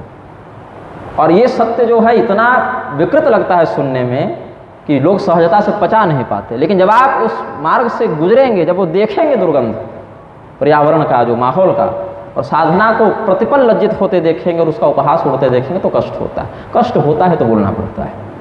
अब परीक्षण करें, परीक्षण करने के बाद उसके रस की प्रवृत्ति देखें। जैसे हम लोग वीर रस के उपासक हैं, क्योंकि लड़ना पड़ेगा। ऐसी शब्दावली से किसको आप मित्र बना पाइएगा, झगड़ा ही होगा। झगड़ा होगा तो फिर वीरता दिखानी पड़ेगी, चाहे तो बौद्धिक चाहे तपोबल की। अब शरीर की वीरता तो 44 किलो के शरीर से हम क्या दिखा लें। शास्त्र बल तपोबल होता है ब्राह्मण में, तो उसका कुछ दिखा सकते हैं समयानुसार भगवत इच्छा से। तो परीक्षण करें, फिर रस पर उसकी निष्ठा देखे, फिर उसको मंत्र दे, विधान दे। और स्वसंप्रदाय के गूढ़ रहस्यों को पर संप्रदाय के सामने बताए भी नहीं, क्योंकि उससे अश्रद्धा हो सकती है, कुतर्क हो सकता है, वैमनस्य हो सकता है। भगवान विष्णु की सर्वोच्चता वैष्णव सिद्धांत में मान्य है, भगवान शिव की सर्वोच्चता शैव सिद्धांत में मान्य है। और शैव सिद्धांत में शिव जी की सर्वोच्चता अगर वैष्णव के सामने बता दी जाए तो वैष्णवों में जो परिपक्व वैष्णव नहीं है, जिनकी बुद्धि और भक्ति उतनी दृढ़ नहीं हुई है, उनको बुरा लगेगा, भक्ति खंडित होगी। परिपक्व तो वही आनंद से सुनेगा ना। याज्ञवल्क्य मुनि ने जब भरद्वाज जी को राम कथा सुनाई तो पहले शिव चरित्र सुनाया, फिर रामचरित्र सुनाया। वो तो दोनों को एक भाव से ग्रहण किए, क्योंकि वो उतने स्थिति को पहुंच चुके थे। ये भटक जाएगा जन समुदाय, इसीलिए अन्य संप्रदाय वालों के सामने अपने संप्रदाय के भाव रहस्य को, प्रेम रहस्य को प्रकाशित करना भी दोष बताया गया है। उसको छिपा कर रखे। और जो तत्वनिष्ठ है उसके लिए तो फिर सब एक ही परमात्मा के विलास हैं। तो ये परीक्षण की विधि है। अब परीक्षण नहीं हो रहा, अब क्या है कि एक आकर्षण बना। पहले देख लिया, अरे विराट कोहली गया था, क्या बात है, मोहन भागवत क्या बात है, नरेंद्र मोदी क्या बात है, सोनिया गांधी क्या बात है, तो ये जरूर कोई बड़े संत होंगे, सिद्ध होंगे। अरे ये जब चलते हैं तो लोग पुष्प की वर्षा करते हैं, अरे ये जब चलते हैं तो इनके आगे पीछे जय जयकार होती, हम भी इन्हीं को अपना गुरु बना लें। बहुत अच्छी बात। फिर आप गुरु बनाने पहुंच गए, आप लोगों को देखकर गुरु बनाने पहुंचे। गुरु जी ने कहा अच्छी बात है, इतने चेले आए हैं तो बच्चा भजन करो, ये करो, वो करो, ठीक है, मंत्र मिल गया है। अब बच्चे की रुचि ही नहीं, ना बच्चे का परीक्षण हुआ, ना बच्चे की रुचि हुई। ये सब दोष संप्रदाय के सिद्धांत को जो पवित्रता से प्रसारित करने का मार्ग तपस्वियों ने बताया, आचार्यों ने बताया, उसमें विखंडन उत्पन्न करते हैं, विकृति उत्पन्न करते हैं। तो नाम के तो सभी अधिकारी। हाँ, तो दीक्षा फिर लेने की क्या आवश्यकता है? नाम दीक्षा तो सभी को दी जाती है, मंत्र दीक्षा परीक्षण करके। नाम के लिए दीक्षा की अनिवार्यता नहीं है, दी जाती है अलग बात है। अनिवार्यता नहीं है कि लेंगे तभी जप सकेंगे। राम राम कृष्ण कृष्ण गोविंद गोविंद करने के लिए अलग से किसी गुरु के द्वारा ही हम उसको ग्रहण करें, इसकी अनिवार्यता नहीं है। अनिवार्यता होती तब ले सकते थे, अनिवार्यता नहीं है। और अनिवार्यता में आपने राम राम की दीक्षा ले भी ली, कृष्ण गोविंद की दीक्षा ले भी ली, लेकिन नाम मंत्र की दीक्षा के बाद संप्रदाय के प्रत्येक भाव में वह दृढ़ हो जाएगा, संप्रदाय के प्रत्येक रहस्य के अनुसार उसकी वेशभूषा, उसकी उपासना पद्धति हो जाएगी। यह कैसे कर सकते हैं? तो उसको केवल नाम जपने के लिए लगाइए। फिर उसको ये मत कहिए कि तुम इस संप्रदाय में ये लिखा है तो ये करो, ये करो, फिर तो आप उसको पूरा घसीट लिए ना, फिर आप नाम में उसको कहाँ छोड़े। तो ये नहीं होना चाहिए। तो सामान्य जीव की जो आपने बात कही, वो क्या करे ऐसे में? सामान्य जीव तो पहले ढंग से खाना बोना चलना सीखे, सामान्य पवित्रता का पालन करना सीख ले, प्रातः काल उठ के पहले माता पिता गुरुजनों को प्रणाम करना सीख ले, बड़े कुछ डांट दे तो सुनना सीख ले, द्वार पर कोई भूखा नंगा आ जाए उसको अन्न वस्त्र देना सीख ले, सामान्य पड़ोसी की कोई जली कुटी बात हो तो उसको सहन करना सीख ले। ये सब धीरे धीरे करके अपना ले, ये पवित्रता ले आए, सहिष्णुता ले आए, दैनिक एक दिनचर्या को अपनाने का 2-4 वर्ष अभ्यास कर ले, उसके बाद फिर इधर प्रवृत्त हो, क्रमशः प्रवृत्त हो। फर्जी सर्टिफिकेट ले लेंगे तो भी डिग्री मान्य नहीं हो जाएगी ना, उसमें क्रमशः बढ़ना चाहिए। नारद मुनि एक जन्म कुछ नहीं किए, जन्म लग गया उनको ना। आपको यहाँ 10 दिन में भगवान चाहिए।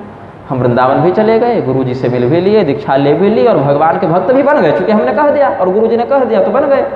और सारे विधि निषेध हमने पीछे ही छोड़ रखे, ये सब छूट गया हमारा। और उसके बाद फिर चुनौती देने लगे सब, दोष, योग, ग्रह, नक्षत्र, देवी देवता सबके कमांडर इन चीफ बन गए, भगवान के पार्षद ही सीधे बहाल हो गए हम। ये और कई बार तो भगवान को ही अपने अनुसार नचाने लग गए। भगत के बस में है भगवान, गीत बज गया, नाच दिए भगवान। ऐसा नहीं होना चाहिए। भगत के बस में है भगवान, लेकिन उसी भगत के बस में जिसको भगवान ने कहा हो यो मत भक्त समय प्रिय है, ऐसा भक्त मेरा प्रिय है, तब अपने प्रिय भक्त की प्रसन्नता के लिए वो क्या नहीं करे, सारथी बनकर रथ हाँक गए। फिर वो सिद्धि हो जाए तो फिर जो चाहे करवा लो। पवित्र अवस्था में जैसे कि आपने कहा जो सलाह है या सूतक पातक है, ग्रहण काल है, तो शास्त्रों में सेवा निषिद्ध बताई है। हाँ। तो ऐसी अवस्था में ठाकुर जी की सेवा जो खंडित हो जाती है, हाँ। इसके लिए तो उपाय है। मानसिक सेवा करें, पट उस समय तक शांत रहें, मानसिक सेवा करें, अपने पुरुष प्रतिनिधियों के माध्यम से सेवा करवाएं, पुत्र के माध्यम से, पति के माध्यम से, पुरोहित के माध्यम से, और कोई शुद्ध आचार विचार वाले देवर हों, भाई हों, जो भी पुरुष संबंधी हों, घर की अन्य महिलाएं हों। संयुक्त परिवार का कितना बड़ा लाभ था, कितना बड़ा लाभ था। सास सेवा कर रही हैं, ननद कर रही, भाभी कर रही हैं, ठाकुर जी की सेवा तब खंडित नहीं होती थी ना। लेकिन अगर घर में अन्न का अभाव हो जाए और प्रातःकाल को व्यक्ति मल त्याग किया हो तो क्या विष्ठा का भोग लगा देगा कि घर में आज अन्न नहीं था, ठाकुर जी की सेवा खंडित नहीं हो जानी चाहिए। मैं कटु बोलता हूँ, पचाना थोड़ा सीखना पड़ेगा, लेकिन यही है। उसी प्रकार से मलाप्लुत देह से जहाँ भगवान ने स्वयं कहा हो कि मत लगाना, हाँ ये अवश्य भगवान ने कहा कि तुम्हें व्यक्तिगत रूप से अपने शरीर की रक्षा करने के लिए कुछ अगर वैसा करना पड़ जाए तो अनादि मध्याम तमजम पुराणम रजस्वला देववरम नमामि, ये मंत्र भगवान ने दिया वराह पुराण में। इस पर हमने एक अलग से यूट्यूब पर वीडियो बनाया था किसी देवी जी के ही कहने पर कि ऐसे में हमें क्या करना चाहिए। ज्योत्सना कौशिक शायद नाम था उनका, तो हमने बनाया था ये वक्तव्य। उस पर हमने 17-18 मिनट इस पर चर्चा की है। तो ये सब अब आजकल क्या है इसमें, मुझे 2000 महिलाओं ने सामूहिक गालियाँ दी यूट्यूब पर कि तुम भेदभाव करते हो, जातिवादी हो, ये हो वो। मैंने कहा कोई बात नहीं, यमराज हैं, स्टाफ की बहाली है जगह पर, आप अमृत पीकर नहीं आई हैं। वहाँ लेडीज और जेंट्स देकर थोड़े मारा जाता है यमदूत के द्वारा। इस जीवात्मा ने ये कर्म किया है, वहाँ महिला आयोग भी नहीं जाता। अमृत पीकर न हम आए हैं ना आप आए, गाली दीजिए आप हमको। चित्रलेखा और जया किशोरी रजस्वला अवस्था में बैठकर सभा पर नृत्य कर रहे हैं, निर्लज्जों को क्या कहा जाए। जो ऋषि और प्रत्यक्ष होते हैं, यानी जैसे अगस्त ऋषि आदि, वशिष्ठ आदि, हाँ हाँ, ऐसी अवस्था में कई लोग ऋषियों को ही अपना गुरु मानते हैं, या कई कहते हैं हनुमान जी मेरे गुरु हैं, या कई कहते हैं आजकल के मनुष्यों पर मेरी श्रद्धा नहीं है तो मैं किसी देव को या किसी ऋषि को गुरु मानता हूँ। ये कितना शास्त्र सम्मत है? हाँ, ये इसमें एक बात है, रुद्रयामल तंत्र के देवी रहस्य में इसका समाधान है। किसी भी ऋषि या किसी भी देवता को गुरु मानने में वही अधिकृत है जो व्यक्ति स्वयं इतना शास्त्रनिष्ठ हो, शास्त्रज्ञ हो, विवेकी हो कि ठोस निर्णय अपने अंतःकरण से ले सके। चलिए 100 में से 100 निर्णय न ले सके, 80 निर्णय तो ले ले, लेकिन जो 10-20 बातें भी शास्त्र के विषय में ठीक से नहीं जानता, वो अगर उन देवताओं को गुरु बना भी ले तो देवता आपको अपना चेला क्यों बनाएंगे? देवता आपको अपने शिष्य के रूप में, ऋषि आपको अपने शिष्य के रूप में क्यों स्वीकार करेंगे? और आपके द्वारा जो निर्णय लिया गया, उस निर्णय का आदेश, उसका उपदेश क्या उन गुरुओं ने, उन देवताओं ऋषियों ने दिया था कि आपने अपने मन से कर लिया? अगर आपने उनको अपना गुरु माना, अपना आदर्श माना, अपना मार्गदर्शक माना, तो अगस्त वशिष्ठ आदि ऋषियों के द्वारा जो धर्मशास्त्र पहले से बता दिए गए, वशिष्ठ स्मृति इत्यादि, अगस्त संहिता इत्यादि, या हनुमान जी इत्यादि के द्वारा जो सदाचार का उपदेश किया गया, क्या उन उपदेशों का भी आप पालन करते हैं? जो पहले उपलब्ध है उसका तो कर लें, और अगर नहीं करते हैं तब तो बड़ी गड़बड़ है। आप गुरु के भी कलंक का पात्र बनेंगे और स्वयं भी अधोगति जाएंगे, बल्कि अधिक जाएंगे, क्योंकि किसी को भी पकड़ के गुरु घोषित कर दिया और मनमौजी करने लगे उसके ब्रांडिंग के नाम पर, ये भी गड़बड़ है। तो यह परीक्षण कैसे हो कि हमने जो काम किया वो धर्म सम्मत है कि अधर्म सम्मत है, और उस कार्य की प्रेरणा हमने मनमौजी रूप से ग्रहण कर ली या उस दिव्य शक्ति के द्वारा हमें आदेशित किया गया। इसीलिए पिंडस्थ गुरु की आवश्यकता पड़ती है, सशरीर गुरु की आवश्यकता पड़ती है, और वो गुरु भी उन्हीं देवता ऋषियों की परंपरा के अनुकूल चलने वाले होने चाहिए, वो भी मनमौजी नहीं होने चाहिए। ऋषि मर्यादा के अनुसार, देव मर्यादा के अनुसार चलने वाले होने चाहिए। लेकिन यह अवश्य कहा कि अगर कोई शास्त्रनिष्ठ व्यक्ति हो और उसको किसी विशेष कार्य के लिए किसी गुरु की आवश्यकता और न मिल रहा हो, तो जिस ग्रंथ में वो सिद्धांत है उस ग्रंथ को ही गुरु का स्वरूप उस समय मान लेना चाहिए और तत्काल उस कार्य को सिद्ध कर लेना चाहिए। लेकिन अगर पिंडस्थ गुरु उपलब्ध हो तो उनकी अवहेलना करके ये विकल्प लागू नहीं किया जा सकता।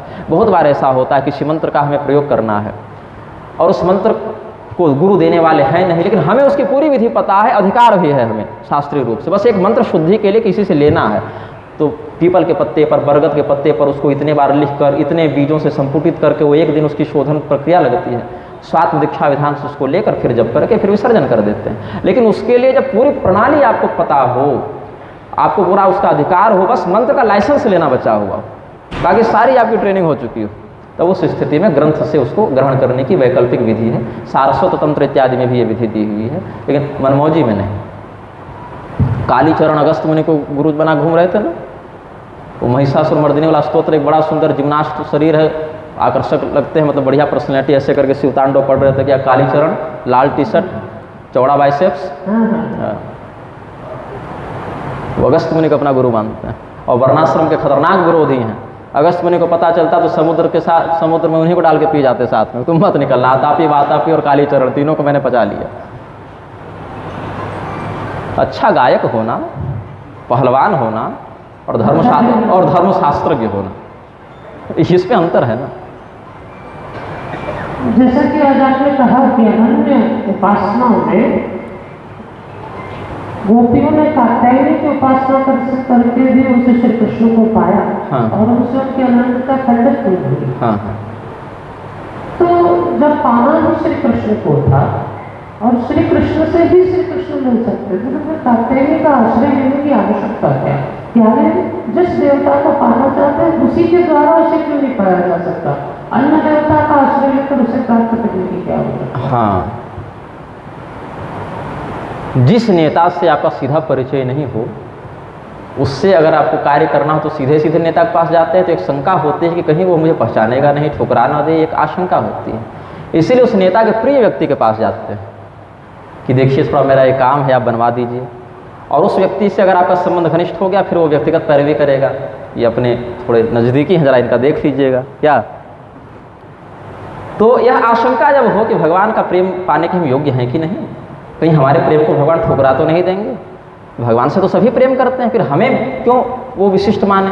तो इसीलिए चिंतन करते हैं, शक्ति की आराधना करो, शक्ति ही शक्तिमान की प्रिय है, तो इसीलिए हम उनकी आराधना करें। पद्मिनी तंत्र में इसका समाधान दिया है, जो आपका प्रश्न है ना, पद्मिनी तंत्र में इसका समाधान दिया। और भगवती राधिका की प्रेरणा से उन गोपियों ने ऐसा किया है, उस पराम्बा की आराधना की है, वहाँ से फिर भगवान को प्राप्त किया है। तो दूध और उनकी सफ़ेदी में जैसे अंतर नहीं होता, वैसे शक्ति और शक्तिमान में अभेद ही बताया गया है। तो इसीलिए उनकी अनन्यता खंडित नहीं हुई, क्योंकि कात्यायनी व्रत के उद्देश्य में भगवान की ही प्राप्ति सन्निहित थी, भगवान की प्रसन्नता सन्निहित थी इसीलिए। और जब मार्गदर्शन देना था तो भगवान स्वयं आए, बताया कि हाँ तुम हमारे प्रेम की अधिकारिणी हो, हम स्वीकार करते हैं तुमको, ये बात है वहाँ पर।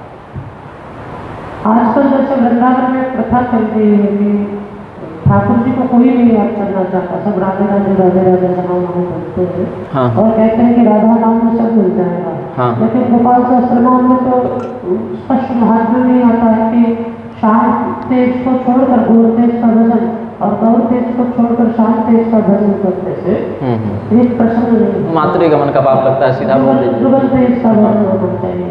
इस विषय में और क्या प्रकाश है? आकाश में जो बिजली है, विद्युत जो है, बहुत ऊर्जा है उसमें। आकाश में अति शीघ्रता से विद्युत चमकता है, विद्युत बिजली का प्रवाह दिखता है और अत्यंत जल्दी शीघ्र समाप्त हो जाता है, उसका कोई लाभ आप नहीं ले पाते। लेकिन जो विद्युत एक व्यवस्था के अंतर्गत हमें प्राप्त हो रहा है, वो ऊर्जा, उसका हम लाभ ले पाते हैं। भगवती राधिका ऊर्जात्मिका हैं, शक्ति हैं, भगवान शक्तिमान हैं, उस शक्ति को विनियोजित करने की व्यवस्था है भगवान, ठीक है। अब अगर वो शक्ति ही न रहे, बिजली चली जाए, तो पंखा बल्ब माइक का कोई लाभ नहीं, ये निष्प्राण के समान प्रतीत होंगे। और अगर केवल बिजली ही बिजली रहे और ये संसाधन ही ना हो, तो भी आकाश की बिजली के समान हम उससे लाभान्वित नहीं हो पाएंगे। तो दोनों एक दूसरे के ऊपर इस क्रियान्वयन के माध्यम से आश्रित हैं। यही कारण है भगवती राधिका के बिना भगवान का मन नहीं लगता। आत्मा रामस्य कृष्णस्य ध्रुवम आत्मास्ति राधिका तस्यादास्य प्रभावेण विरोहो माम न संस्पृशेत। यही कुछ भाव हमें स्मरण आ रहा है स्कंद पुराण के वैष्णव खंड का। कालिंदी भगवती ने श्री कृष्ण पत्नियों को कहा है कि आत्मा राम भगवान श्री कृष्ण की आत्मा भगवती राधिका है। आत्मा को निकाल दोगे तो या निष्प्राण लगेगा ना, शरीर कार्य नहीं कर पाएगा और आत्मा ही भटकती रहे, तब बिना शरीर के आत्मा किस कार्य में प्रवृत्त हो, कौन से कार्य में, कौन से रस की अभिवृद्धि होगी। तब विरह लीला वहाँ प्रसारित हो जाएगी। भगवान जब अंतर्ध्यान हो गए तब जयति तेधिकम जन्मनाम व्रज प्रारंभ हो गया, है ना। तो भगवती राधिका का मन लगा भगवान के बिना नहीं, और भगवान का मन लगा राधिका जी के बिना नहीं। तो भगवती राधिका की प्रसन्नता के बिना भगवान नहीं, और भगवान की प्रसन्नता के बिना भगवती नहीं। दोनों एक अभिन्न तत्व हैं। यह भी तो कहा ना, एक होकर दो दिखते हैं, एक होकर दोनों दो दिखते हैं, लेकिन तत्व एक ही। इसको स्फुलिंग न्याय कहते हैं। कभी चिंगारी से ज्वाला का निकलना देखा गया है और उसी ज्वाला से फिर चिंगारी का निकलना देखा गया है। लेकिन नाम में दोनों प्रकट होते हैं। हाँ हाँ बिल्कुल। जैसे राधा के हाँ, राधा केवल कहें तो भी कृष्ण का सन्निवेश हो जाता है और कृष्ण कहें तो भी राधा का सन्निवेश हो जाता है। कर्षण शक्ति प्रधान भाव से कृष्ण शब्द में राधा निहित हैं, और राधा में रा शब्द के उच्चारण से संसार का धा से उसके निवारण का भी आचार्यों ने राधा शब्द की उत्पत्ति में कहा है। तो ये दोनों शब्दात्मक विन्यास राधा और कृष्ण, जैसे कोई व्यक्ति दूध कहे चाहे पेय कहे, पानी कहे चाहे जल कहे, अग्नि कहे चाहे पावक कहे, अक्षर के बदलने से तत्व नहीं बदल जा रहा है। वैसे राधा कहे चाहे कृष्ण कहे, वो तत्व नहीं बदल जा रहा है। उसकी अभिव्यक्ति अलग प्रारूप में हो सकती है। एक में शक्तिमान सामने है, शक्ति अंतर्निहित है, तो उस तत्व को हमने कृष्ण कहा। एक में शक्ति सामने है, शक्तिमान उसमें निहित है, तो हमने उसको राधा कहा। बात वही है। एक मूर्ति द्विधा भूत्वा राधा माधव रूपकम, एक ही मूर्ति दो रूप में दिखी, राधा माधव के रूप में, हमें तो अंतर नहीं दिखता। तो ऐसी अवस्था में यदि कोई किसी अन्य संप्रदाय में दीक्षित है, उसको संप्रदाय से नाम कुछ मंत्र नहीं, नाम कुछ और मिला है, लेकिन उसकी निष्ठा किसी और नाम है, तो जैसे मानो कोई जोड़िया है, उसको हरे कृष्ण महामंत्र मिला है, लेकिन उसकी निष्ठा राधा नाम में ज़्यादा बनती है, तो ऐसी अवस्था को क्या करें? अच्छा ये बताइए कि जब निष्ठा कहीं और थी, पहले मंत्र मिलने के बाद निष्ठा बनी ऐसी बदलने वाली, कि पहले से बदली हुई निष्ठा थी? अगर पहले से बदली हुई निष्ठा थी तो फिर दूसरा मंत्र जब मिल रहा था तो उसको समझ लेना चाहिए कि अपने स्क्रिप्ट में ये बात रह जाएगी, अपने लिए कुछ और बात है, तो लेने की अनिवार्यता क्यों थी? ये पहले चिंतन है। गुरु और शिष्य का विधिवत, आप एक जमीन का टुकड़ा कहीं खरीदते हैं तो कितनी चेकिंग करते हैं? आप लोग परलोक का विन्यास बनाने जा रहे हैं, वहाँ पर चेकिंग क्यों नहीं करते? और गुरु क्यों परीक्षण नहीं करते? गुरु क्यों नहीं पूछते अच्छा तुम्हें किसमें रुचि है, क्या मंत्र क्या स्वरूप तुम्हें रुचिकर लगता है? फिर उस मंत्र और स्वरूप की आराधना का विधान हमारे संप्रदाय में उस प्रकार से है कि नहीं, या हम उस प्रकार के उपदेश में अधिकारी हैं कि नहीं? ये गुरु को चिंतन करना चाहिए, और शिष्य को यह चिंतन करना चाहिए उस स्वरूप में हमारी निष्ठा है कि नहीं जो गुरुजी देने वाले हैं, उस नाम में हमारी निष्ठा उस रूप में है कि नहीं जो गुरुजी हमें देने वाले हैं। ऐसा चिंतन कर लें। अगर अनुकूलता है, कुल परंपरा से भी विरोध नहीं हो रहा है, बढ़िया बात है। अगर कहीं कोई व्यतिक्रम की बात है, कहीं कोई सर्किट गड़बड़ जा रहा है, फ्यूज उड़ाने से अच्छा है ना कि भैया किनारे निकल लो। परमात्मा तो वही है। मेरे पास ऐसे बहुत आते हैं, और पांडे जी तो मुझ तक बहुत बातें एकांत में साझा करते रहते हैं। गुरु जी यहाँ से बात आई, वो देखिए ना रामानंद संप्रदाय में चल गया, उसको रुद्राभिषेक करना है। अब वो कह रहा है हम राम नाम की दीक्षा ली, हम शिव नाम कर सकते हैं कि नहीं? ये यहाँ पर ऐसे कर लिया, अब इसको कृष्ण नाम में रुचि लग रही है। अब एक व्यक्ति कह रहा है कि आप ऐसा कुछ बताइए कि मैं राम कहूँ और शिव दिखें, और शिव कहूँ तो राम दिखें। अरे भैया मैं वो बताने थोड़े बैठा हूँ, तो इष्ट की कृपा होती है कि इसके हृदय में कौन सा स्वरूप जागृत हो जाए। हमारा थोड़े वहाँ पर स्टीयरिंग कमेटी के हम चेयरमैन बने हुए हैं। तो इसीलिए पहले परीक्षण हो, इसलिए कुल परंपरा से उस उपासना का बोध कराया जाता था। हमारे कुल में पुत्र ये विधान है, बचपन से वो देखता है, बचपन से वैसी प्रवृत्ति बन जाती है। बाद में अगर बदलने की संभावना बने, इष्ट का कुल देवता का समर्थन भी उसको प्राप्त हो जाए, उस रूप में देवता स्वयं आगे का मार्ग दिखा देते हैं। हाँ, हमारे विषय में हो गया, राजा सूरत को भगवती की सिद्धि मेधा ऋषि के माध्यम से हुई, और बाद में भगवती ने उनको कृष्ण मंत्र दे दिया। कहाँ कोई फंसा?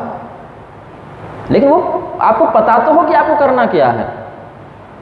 यहाँ गुरु जी को भी मतलब नहीं कि शिष्य के हृदय में क्या भाव है, शिष्य को मतलब नहीं। शिष्य देख रहा है गुरु जी के पास 1000 चेले हैं, और गुरु जी देख रहे हैं कि इतने चेले हमारे होंगे तो और भी ज़्यादा हमारा लाभ है।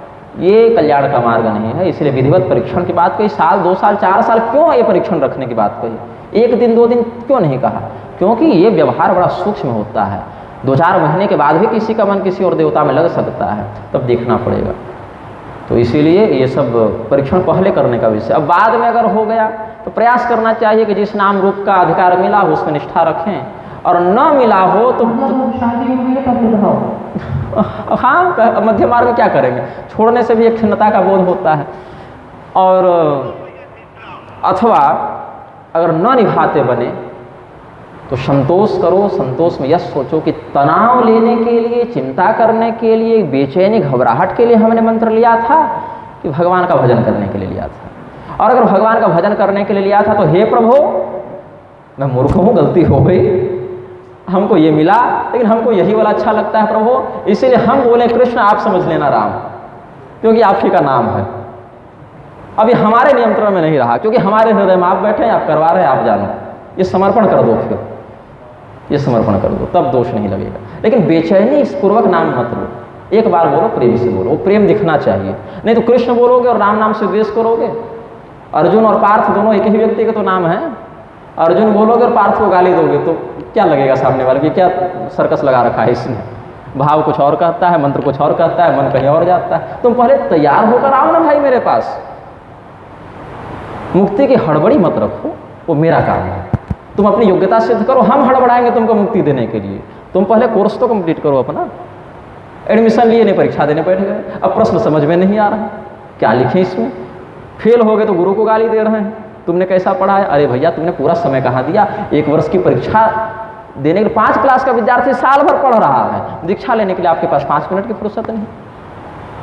टिकट कटाया, पूरा परिवार साथ, गुरुजी मैं आ रहा हूँ, इतने की ट्रेन है, इतने दिन बजे इस तारीख को दीक्षा लेंगे, फिर इतने तारीख को दर्शन करेंगे गुरुजी, फिर वापस आ जाएंगे। ये दीक्षा होगी? ऐसा नहीं होना चाहिए। अरे सीखो, पहले देखो क्या व्यवस्था है, तुम उस व्यवस्था के अनुकूल आ रहे हो कि नहीं आ रहे हो, सब देखो, ये सब बात।